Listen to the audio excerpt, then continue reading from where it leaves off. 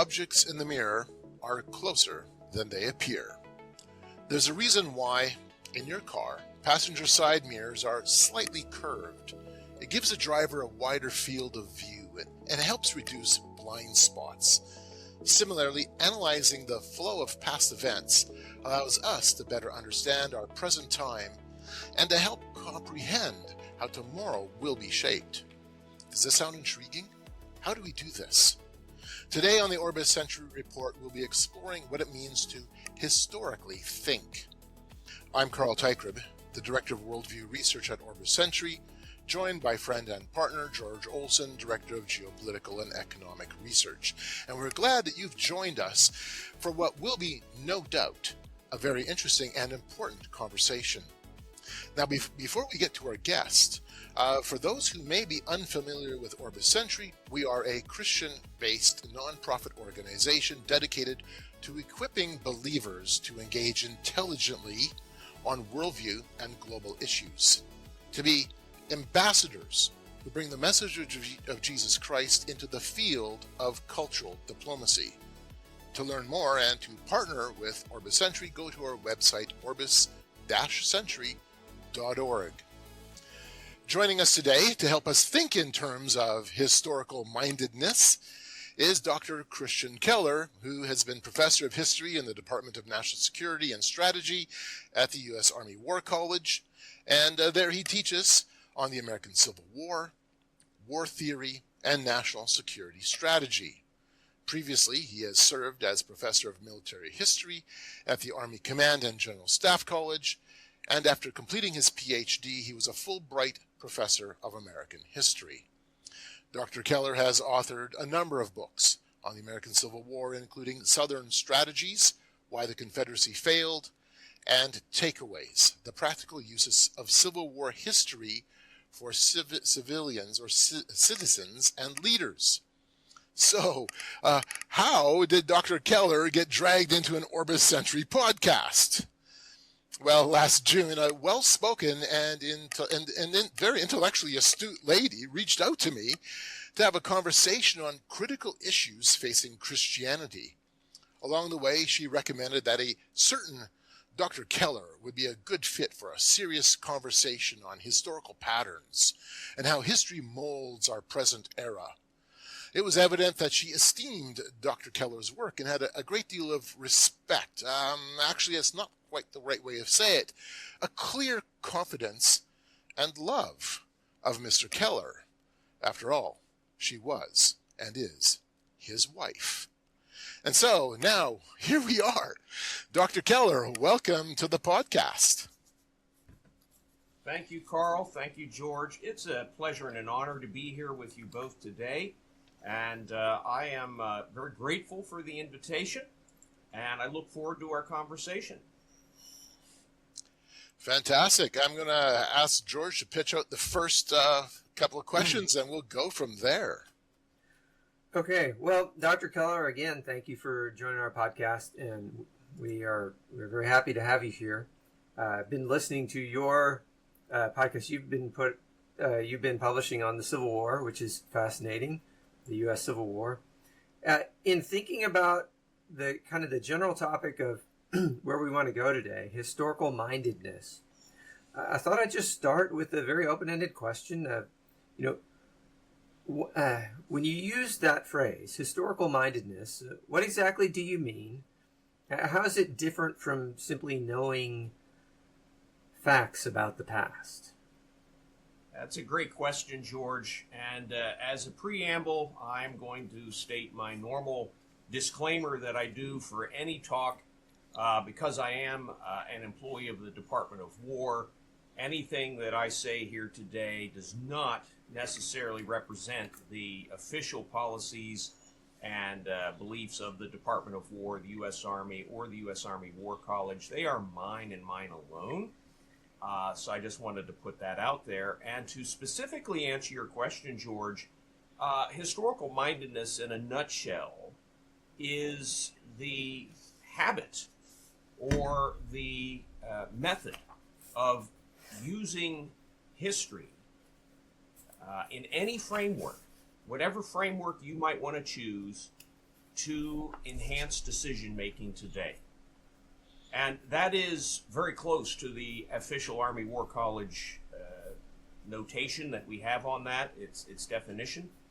And I've adapted that a bit for my most recent book, which is currently in the hands of my agent. It hasn't landed at a press yet, but Carl very kindly gave the title out there. It's called Takeaways.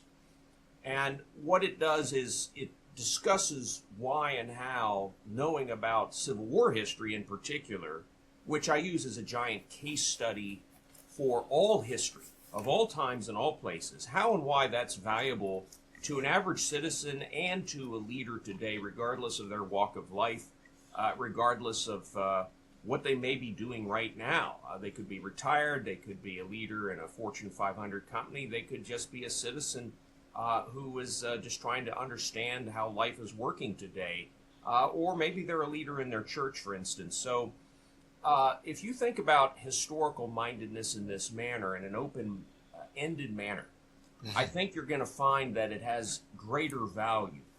Raw facts and dates, which perhaps a lot of listeners were taught when they were in primary and secondary school, maybe even in college, that's not really what we're talking about here. We're talking about the habit of mind, developing a routine methodology within your own brain of just naturally thinking, how did we get to here? And if you ask that big question, and in fact, historical mindedness is generally about asking questions, not about providing facts or answers. It's asking questions with an open mind. That's the big question. How did we get to here? Well, that really covers a lot of things. And it helps you in making a decision today, regardless of what it might be. It might even be something as simple as, what route do I take to work this morning? Or what do I want to buy for next week's lunches and breakfasts? Something as simple as that. There will be a historical background, a personal historical background, a family historical background that will be in play that will influence that decision making. So that is one of the first big questions we always ask when we're trying to develop a historical mind in someone, regardless if they're in the military or if they're in a corporate situation, a retired citizen, a church leader, a local government official. Always ask, how did we get to here? And another question that is kind of subsidiary to that, George, which I think is really important for listeners to realize, is that not every aspect of the past, whether personal or national or global, is going to have relevance. Right. There are certain things about some parts of history, obviously, that just have no relevance to the topic at hand right now, whatever that might be. So you have to be a little discerning and realize, well, understanding how the Allies won World War II or how the Union won the Civil War may not be that pertinent to thinking about what food you want to have for breakfast.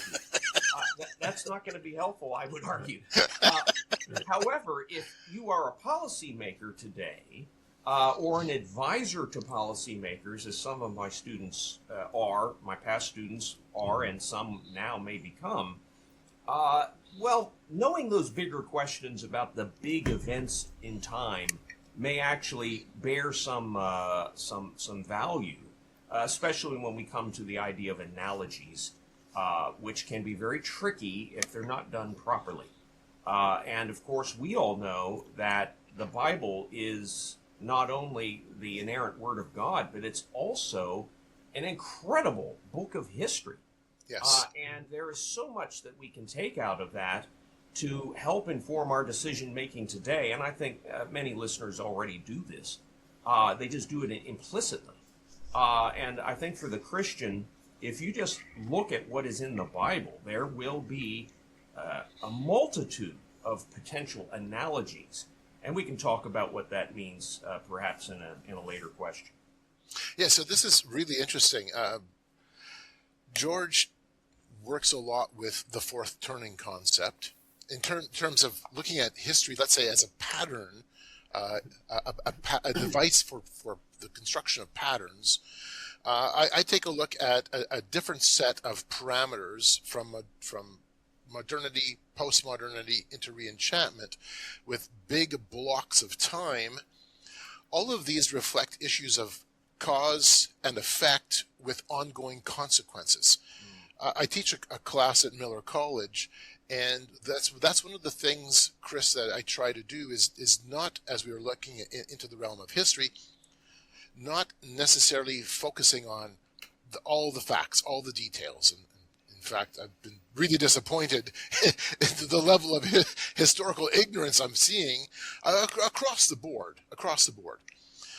But when all of a sudden you're engaging this as a pattern, and you're seeing how the consequences unfold, and the trajectory of those consequences now ripple into our own lives, into culture around us, it creates a really exciting conversation. I mean, then history becomes alive because, well, objects in the mirror now are closer than they appear. Yeah, right on, Carl. We call those second and third order effects of past events. Now, this gets into a little historical theory, and I'm going to give listeners a little primer on this. I was the director of military history until recently at the War College. It's kind of a revolving door. I held it for about 5 years now.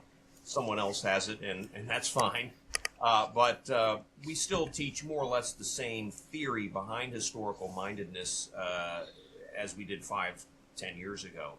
And this idea of a time stream, which I think is what you're referring to here, Carl, is also something we teach in professional military education. And it's the idea that what happened before naturally must influence what is happening today. And to understand today and potentially future branches and sequels of decisions made today, one needs to know, how did we get to today, which means what was the history behind the previous decisions that got us to this point in time. And then you need to realize all of the potential alternatives that could have occurred. Now, this gets into contingency theory, and I don't want to go too deep into that because that can get really complex. But the idea is that nothing in the past was foreordained to happen. To provide a biblical example, it was, perhaps, well, I better not go there on that one.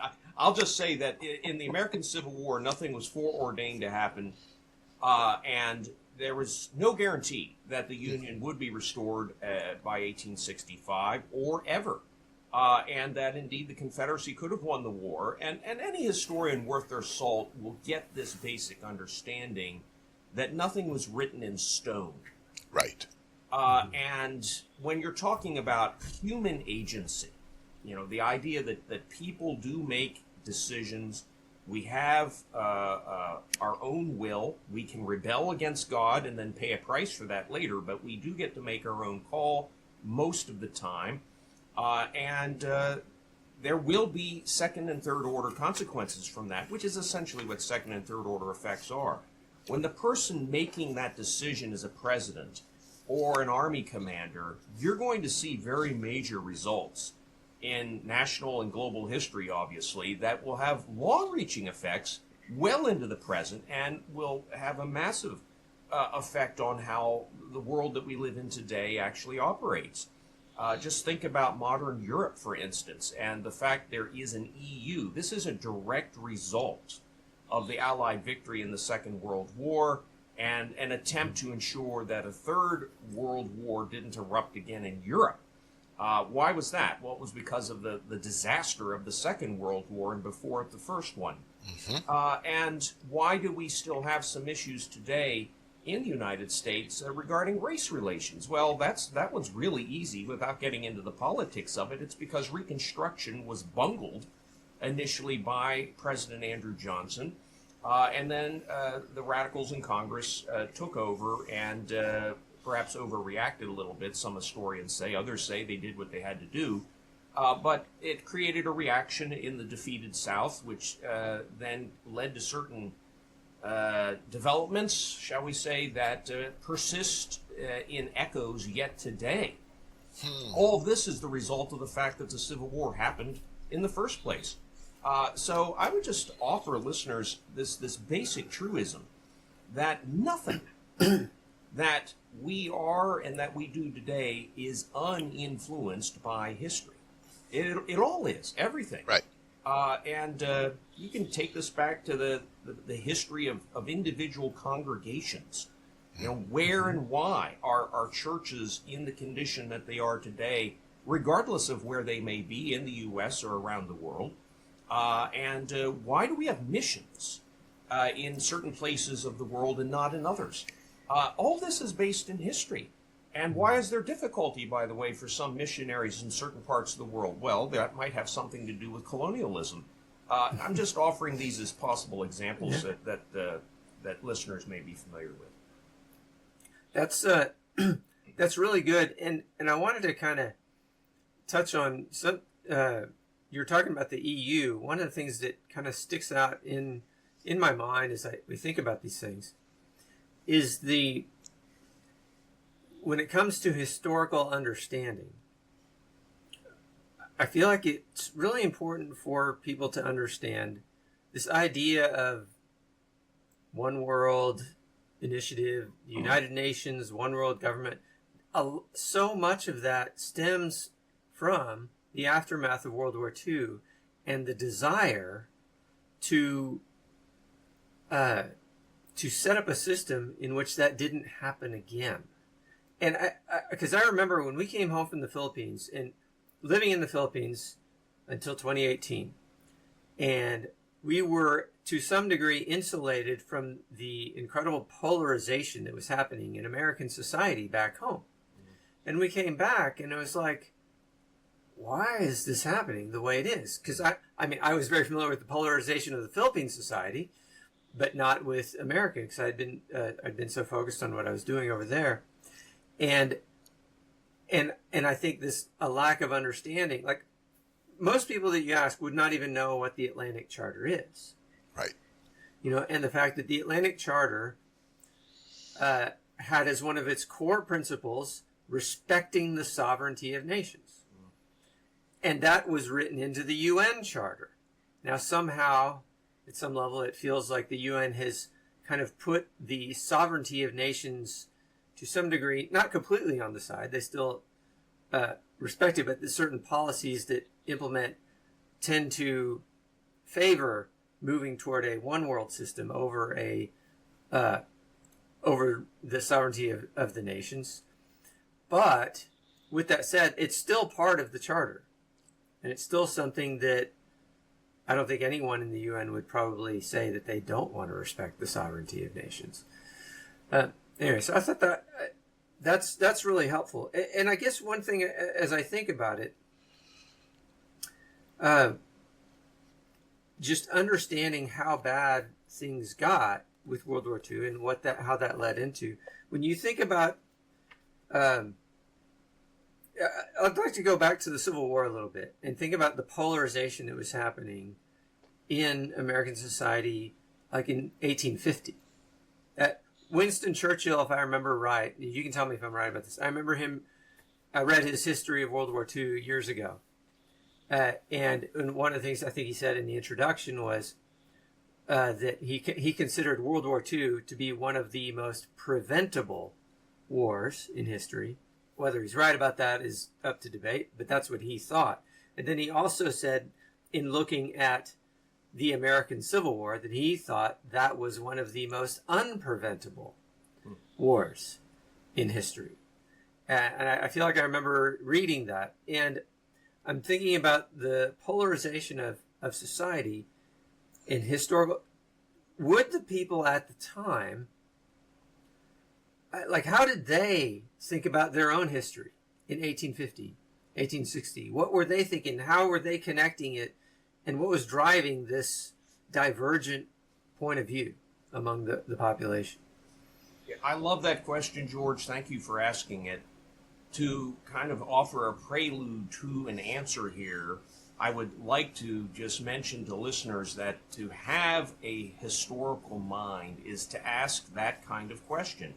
What was the context of the day that the people in that period of time knew, understood, lived in, And as I write in the most recent manuscript, most recent book forthcoming, we can't know all of that because that was a long time ago and it wasn't all saved and captured. They didn't have the internet. They didn't have recording capabilities like we have now. And we also know that even when we have email starting in the 1980s, a lot of it wasn't captured, even as late as that. So from the Civil War era, we only have what they left us to discern what their context was.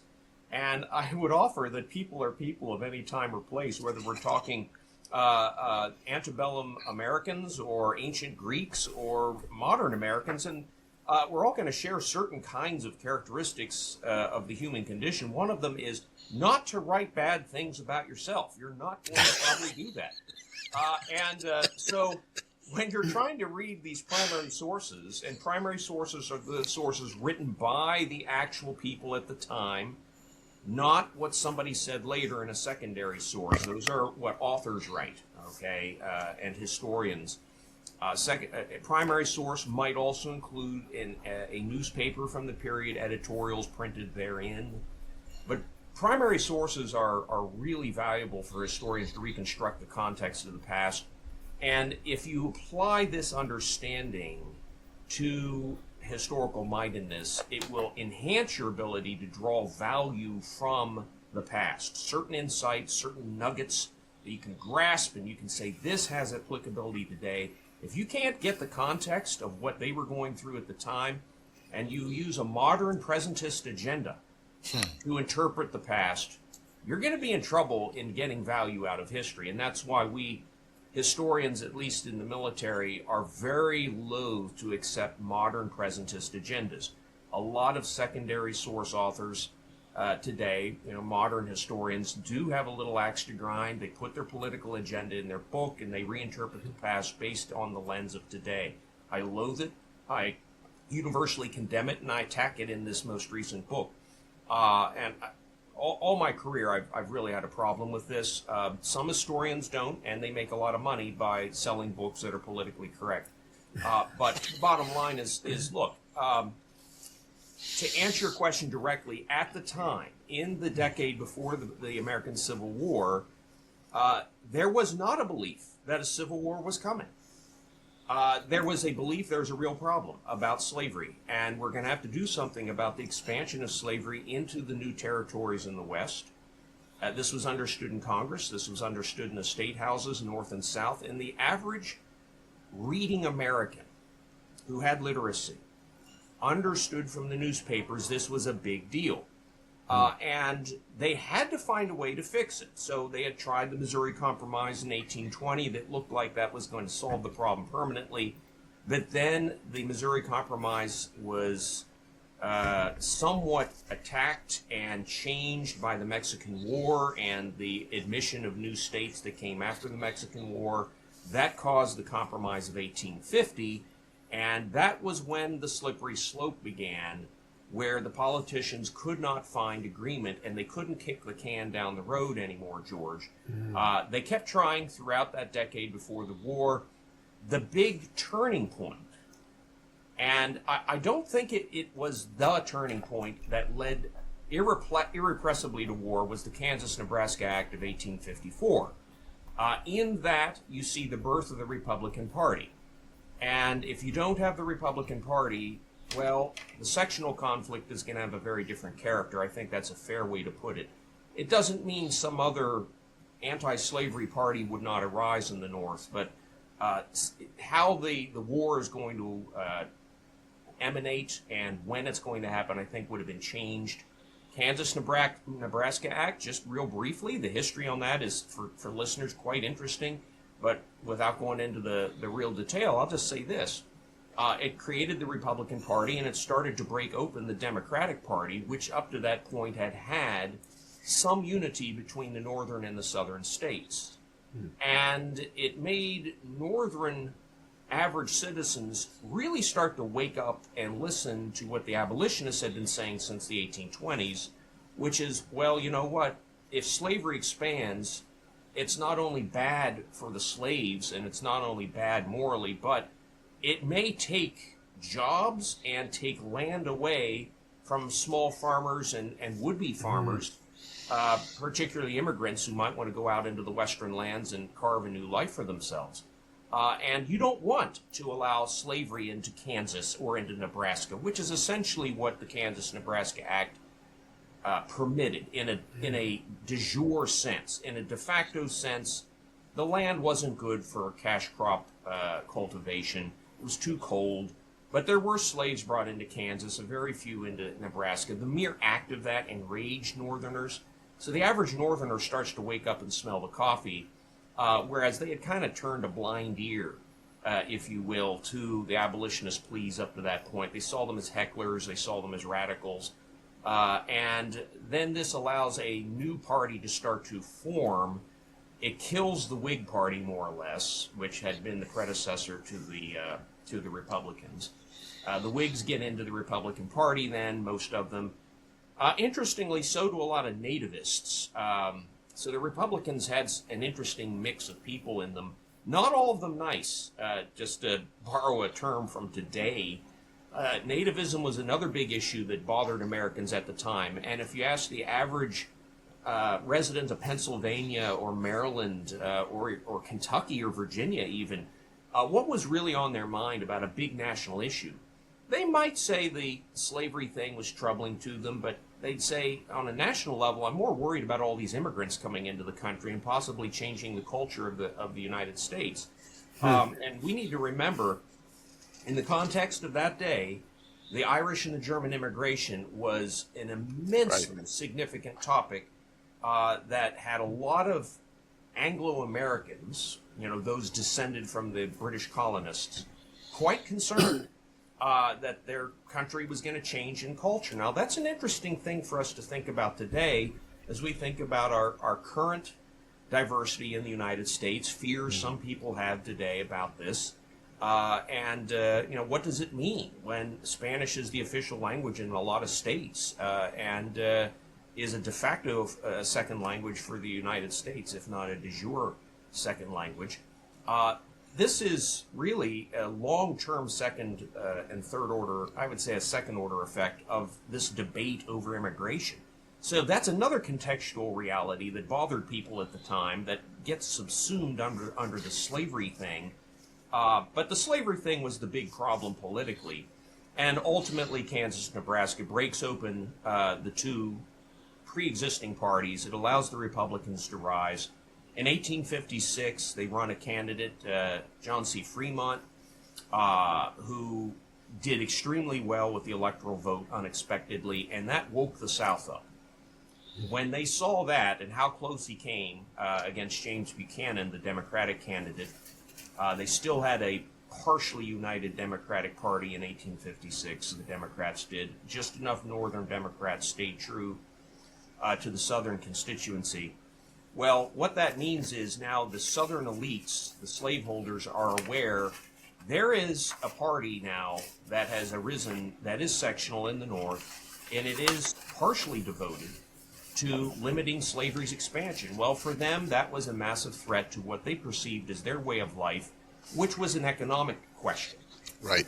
And people forget this today. They look at slavery as purely a moral issue, but at the time, for white elite Southerners who were the politicos, who were the influencers, they were the people who in the modern era today would be constantly on YouTube as influencers.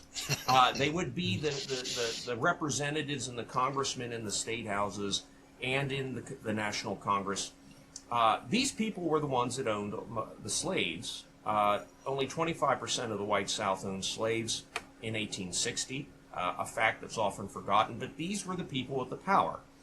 And they made a case to their non-slaveholding brethren, well, look, the entire Southern agricultural economy is based on this slave system. And some of us actually don't like that, but we can't help it, and we have the reality that our livelihood is based on this. This Republican Party arising in the North wants to limit slavery's expansion. Well, our fields are getting worn out in Virginia, and in eastern North Carolina and South Carolina, the old colonial states. We need room for expansion if we're going to continue.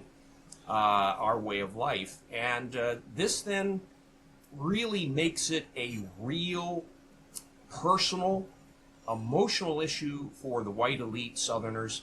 And they bring along a lot of their non-slaveholding brethren because those people are connected to the slave economy through kinship and through the fact that they want to aspire to become more like their socioeconomic betters. So they're trying to, for example, plant a couple acres of cotton or tobacco, and they'll have that processed, in the case of cotton, or it would be ginned, at their cousin's plantation down the river.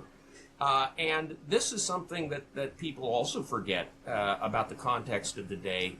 If you were a farmer in the South and you didn't own slaves, you were somehow connected to the slave-based agricultural economy, and therefore you had a stake in it. And even if you're a merchant and you live in Charleston, South Carolina, you may have a house slave or two. You're not actually farming, but you have a lot of clients who do, and you make your money off of brokering their crops to Northern and European buyers. So the small merchant class in the South is connected. Interestingly, the small industrial class in the South is also connected because they were producing farm implements. That's what most of the Southern industry, what little there was of it, was making at the time. So people need to understand this context, and it gives us at least a modicum of a view into their heads. Now, all this goes to say, if you don't know the context about an historical event, in this case, the coming of the Civil War, you're not going to be able to get takeaways and extract nuggets of insight that you can apply today. How do we avoid running into a similar incredibly polarized situation down the road in the U.S.? How do we avoid this kind of political gridlock, which we currently are suffering from in the United States? Everybody can see that. It's not as bad as it was in the last years before the Civil War. I remind everybody about that. It's not as bad as that. Come on, folks. Let's look at it realistically. But you can draw some insights and you can apply that. But if you don't know the context and you just jump to conclusions and you just say, well, I like this particular one book that I read and it's the only book I've read on the coming of the Civil War, well, that's not going to give you probably enough to be able to make a good judgment about how to think proactively as a citizen or a leader today about the current national situation. And I would argue, as I do in the book, this can be applicable to the business world. This can be applicable to congregations that may be facing their own political problems in-house, where the schism is clear. There's immense disagreement. How do you avoid the problem that afflicted the national situation in the United States? Find a way to compromise. I do say, George, and I'm one of 5% of Civil War historians who believe this, I do think the war was avoidable up to a point. So I disagree with Churchill, not because I think I'm all that great, but I think just contextually speaking, you could still avoid the war after Kansas, Nebraska. But once you get to some other events in the late 1850s, such as Dred Scott and also such as the John Brown raid, it's probably irrepressible then.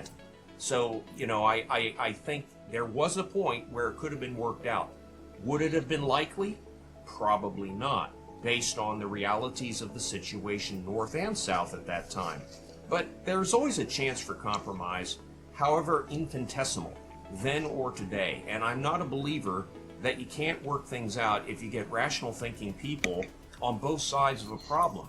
Again, at any level, national the whole way down to a household, you just need to have emotion put off to the side. Doesn't mean you ignore it, but you put it off to the side and you just start thinking logically about a problem. And history can give us a guide with that. This is...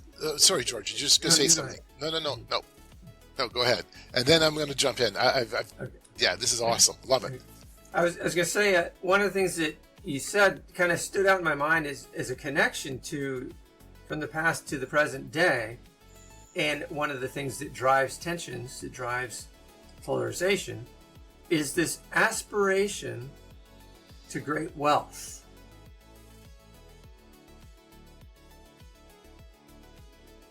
Okay, we're going to stop it here for the first part, and we're going to continue that thought in the second part for part 2, so stay tuned.